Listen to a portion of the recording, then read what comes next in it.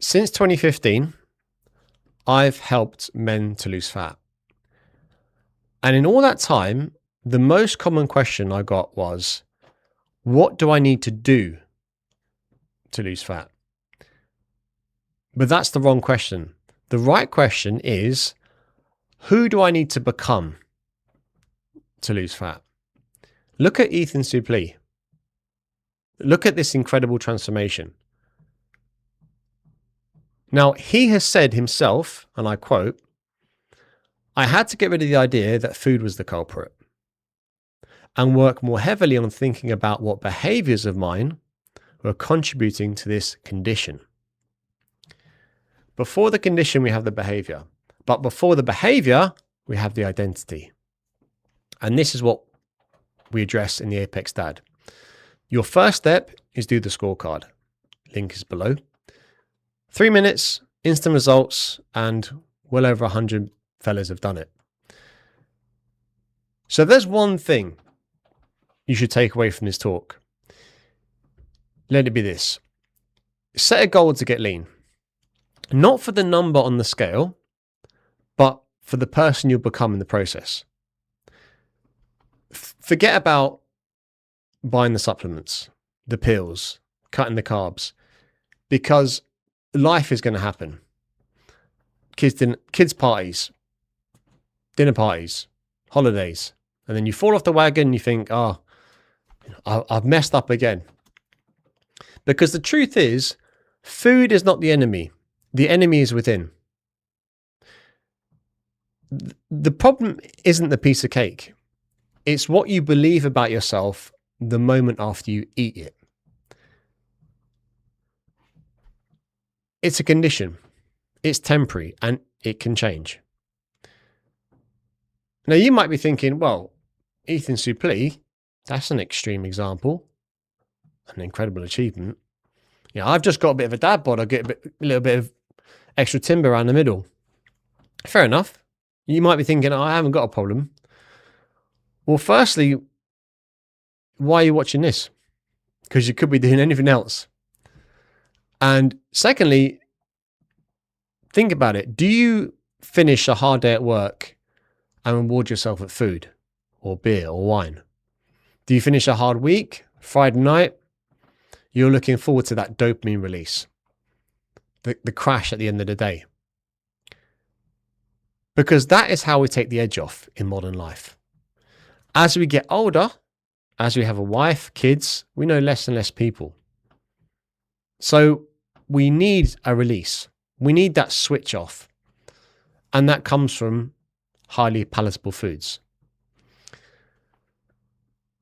The dopamine is not the problem, it's where you're getting it from. So where do you get your hit? Now, the food is not the issue. It's the anticipation. You get excited about, I'm going to have a lovely big old curry, or I'm going to, something good is coming to me. I'm going to have a treat. Like we call these foods treats, don't we? Even with the kids. And me and my wife try to get out of that habit of calling them treats. We've tried to call broccoli a treat, but it's not really flying in the house. But you can point that elsewhere for your dopamine. And you can call that a buzz. So could you potentially get the buzz from a good training session? Cooking something good at home. The buzz of being able to get down the floor with your kids, being able to play with your kids without being out of breath. And the buzz, and it's not vanity, of seeing yourself in the mirror and liking what you see and the person looking back at you. That's dopamine as well. And these things are a condition. They can be changed. So stop saying, I've got a dad bod. Like it's part of you. Because it's not true. You're closing the case on yourself. You need to unlearn that and accept that you're not broken. You're metabolically out of balance, and the body fat is the obvious signal of that. But it's not a life sentence. It's a puzzle that you can solve. but the behaviors need to be examined. Once you see yourself as the guy who takes care of his vehicle, I'm talking about your body, then you need to examine what are the sneaky behaviors that keep us stuck. Do I eat too fast? Do I eat on the run? In the car, in front of a screen all the time? Do I eat to mark the end of a hard day? Do I bring goodies home for the kids and then the kids never see them? Or a really common one is, do I skip meals all day and then binge at nighttime? Just yesterday I was chatting to a fella who does intermittent fasting. But then lo and behold, he asked me, is that good? And I said, it depends, because lo and behold, at the end of the day, he's snacking. And that disturbs his sleep because he's going to bed with heavy food in his stomach, and the cycle repeats. He overeats the second half of the day. And this is really, really common. Behaviors are your signal, but the identity has to come first. Right? That's the ignition. And you've probably heard of identity-based habits from James Clear's Atomic Habits. So most fellas will say, I'll train one day. I've been meaning to go to the gym. I will try to do this. I'll try to go to the gym tomorrow. I'll try and eat better. Instead of I am. Right? So these, I am is an affirmation. And I'll get to those in a moment. But behavior follows identity. So stop saying, I have a dad bod. Instead say, I am the kind of man who every morning I put on my shoes, I put on my gym gear, and I either go to the gym or I get 30 minutes of walking in. But I am that guy. I am a walker. I'm a runner. I am a cyclist. I am a fit dad. I'm a steak and eggs guy. Steak and eggs are really good for you. And it's not that it's going to be easy, but it is simple. And what makes it challenging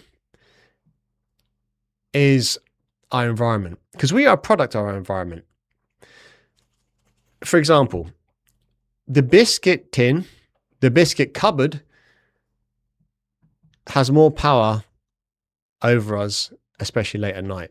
So our willpower is not very reliable. And you know when you get the biscuits and you put them up high so the kids can't reach them, but you can still reach them. Well, if they're not in the house, you can't eat them. And that is the advantage of taking inventory of our environment. So not having the snacks in the house. Making sure our gym gear is beside our bed in the morning, and I'm including shoes. So when you wake up, you get out, you put it on straight away. And that in itself is going to remove the friction and make this easier for you to execute on.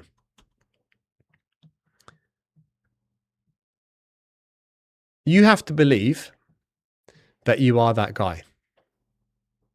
You have to believe that it's not about what should I do, but what would the man I'm becoming do? And instead of thinking about it like a punishment, think it as a reward. I have one body, God-given or given by evolution. I should look after it. And that is a gift in itself, to have your health and to make the most of it, instead of thinking, I need to punish myself. But you need to rewire where you get your dopamine from, because we are driven by that. And when you've had a hard day, instead of reaching for the sweets, having the right environment is going to make the good habits automatic. So I go for a walk instead of reaching for the sweets. For example, when you get home from work, say you drive, as soon as you pull up to the house, you get out of the car, and instead of going straight into the house, you do a 15-minute walk. And these little micro behaviors, micro habits, compound over time. And all of a sudden, that's just what you do. like brushing your teeth. I mean, now you brush your teeth twice a day, I hope. Because if you don't brush your teeth, what happens? They rot and fall out. The same with the body. But we think that brushing our teeth is second nature, but working out is a punishment. See how twisted it is? But once you set up your environment, maybe, like for me, it's having a gym at home. It's going to make that friction a lot less and a lot easier to get it done. But start today. Because there's always going to be that battle in your head. Our own inner critic. Right? We want to wait to the perfect moment. The best time to start was 10 years ago. The second best time is now. And I've got it written here. There's an old African proverb maybe. If there is no enemy within, the enemy outside can do us no harm. So your worst enemy is inside here. It's inside your head. Self-criticism. Self-doubt. But once you've dealt with that, then the external temptations, and it could be food, pornography, just nonsense on social media, the bad news, they can't affect you. You don't need to demonize food. You don't need to punish yourself. And that includes physically and psychologically. Like shame and guilt are not useful. They're destructive emotions. But there are constructive emotions. There's 4 of them. And these external actions we've talked about, these behaviors, they are dependent upon the internal constructive emotions that we manifest. So the first one of the 4 emotions is disgust. I said disgust there, not discuss. Disgust as in, that's it. I've had enough. I can't live like this anymore. I've had it with being like exhausted. Or you're being bloated all the time, or being moody with your kids, with your wife, being self-conscious about my looks. I'm wearing all black all the time. I'm wearing extra large shirts. I feel like people are judging me. My kids' friends laughing at me. Does my wife look at me the same way anymore? Do I look at myself the same way anymore? But disgust is powerful. And once you have that feeling of, that's it, I've had enough now, it has to change today, then you've got to make a decision. And decision, the Latin word, means to cut off, like incision. So what are you going to sacrifice? What are you going to cut off from your life? What behaviors, but before that, what thoughts about yourself in particular? Even what people? Well, I got boozing at the boys on a Friday. Maybe you cut that down. But you have to decide. When you're lying in bed, middle of the night, you've got that knot in your stomach, and you think, I know I've got to make a decision. I know I have, I just can't. I know what I need to do, I just can't seem to do it. It all starts with the decision. Because once you have that feeling of disgust, it's going to eat away at you unless you do something about it. The third emotion is desire. Do you want it badly enough? I can't tell you. I can't lift the weights for you. No one can. I can't eat the right food for you. I could come and get you out of bed, but your missus might be a bit disturbed by that. But yeah, the dark, cold, wet mornings, no one can do it for you. No one is coming to save you. You got to save yourself. But there's a saying, change happens when the pain of staying the same becomes greater than the pain of the change. And you got to sit with that. Like, do you have that burning desire? It's not enough to run away from something. You need to be running towards something. So yes, we have the ideal of what we're going to look like, feel like, etc. Our own version of that. And that's what we're running towards. What are you running away from? The heart attack, the diabetes, the erectile dysfunction, the embarrassment, whatever it is. What are we running away from? We need both. And if you can visualize that, you'll muster up the desire. And the final fourth emotion is resolve. And that's a really powerful one, because resolve uses two of the most powerful words in the English language. I will. I mean, it is essentially a promise to yourself that you're never going to give up.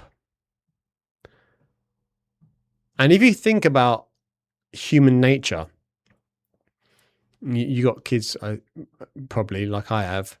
When your child or children learn to walk, you don't say to them, right, let's give him a few weeks to try and learn to walk. And if he hasn't done it by then, that's probably not for him. Right? He does it or she does it until it's done.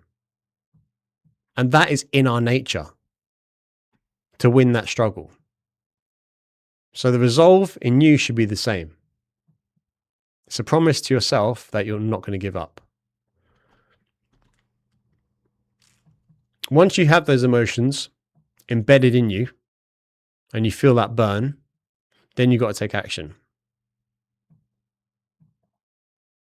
Because we need results. We don't need to be the best in the world, the best looking, the lowest body fat, etc., set records. But we need to feel an element of progress. And we can only feel that if we get results. Now, some people believe in affirmations, like me. I am self-talk. The most important conversations are the ones you have with yourself. But there's the thin line between faith and folly.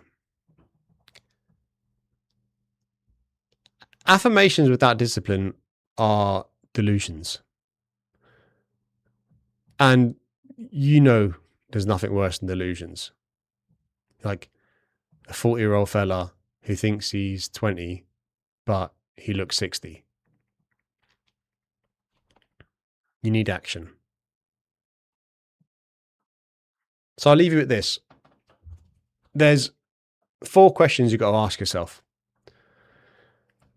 First question is why? Why get up early? Why put yourself through this? Why try that hard? And these are good questions. Why? But the best answer to why is why not? What else are you doing with your life? Why not see how fit you can get? How strong you can get? How good you can feel? Why not? What are you doing for the next 10 years? Just going to get weaker, frailer, fatter, sadder? The third question is, why not you? And plenty of lads in a worse situation than you have done this, like Ethan Suplee. So why not you? And the fourth and final question is, why not now? Not January, not Monday, not in the summer. Now. This is the youngest you'll ever be. Take the scorecard. It takes 3 minutes, instant results. Do it now. Thank you.